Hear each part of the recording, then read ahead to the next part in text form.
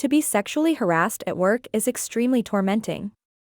During the last few years, I have personally heard many of my friends speak about sexual harassment.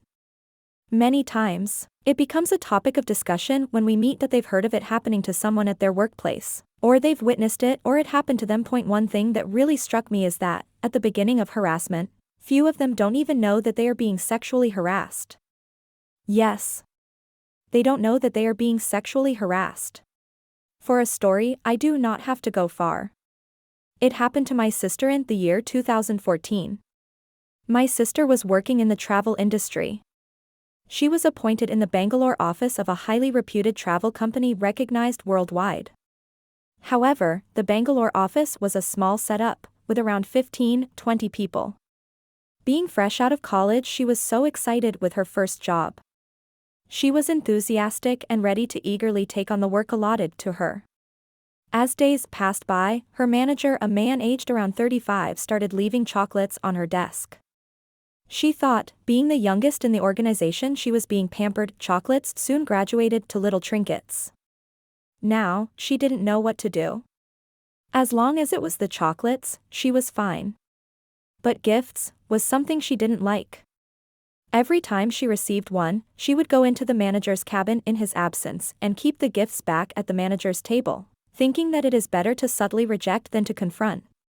One day the manager called her into his cabin and said to her that the next day they were to meet a client for lunch at a restaurant in UB City, specifying to be well dressed. The next day she accompanied her boss to the restaurant in UB City for the client meet, only to know that there was no client. He kept talking to her, asking personal questions, told her that these things are casual in the corporate industry. Back of her mind, she just waited for the lunch to be over and get back to office. After lunch, her boss said that there was no need to go to office and offered to drop her back home.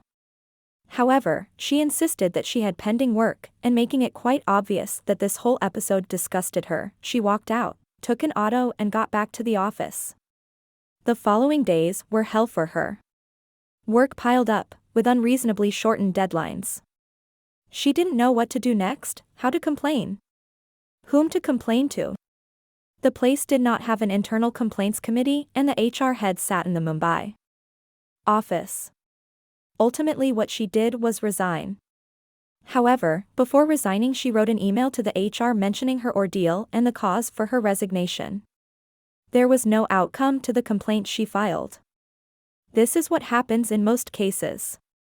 Women just resign and move on, and especially when there is no proper mechanism to set things right, what recourse do they have? Unless it is a person one is close to, they'd rather not even discuss it. Many companies do not have an internal complaints committee constituted, and, in such situations, the harassed employee complains to the human resources manager/associate of the organization, which is not what the law provides. Be Posh compliant, have happy and safe workplaces. Do not make going to work become a nightmare.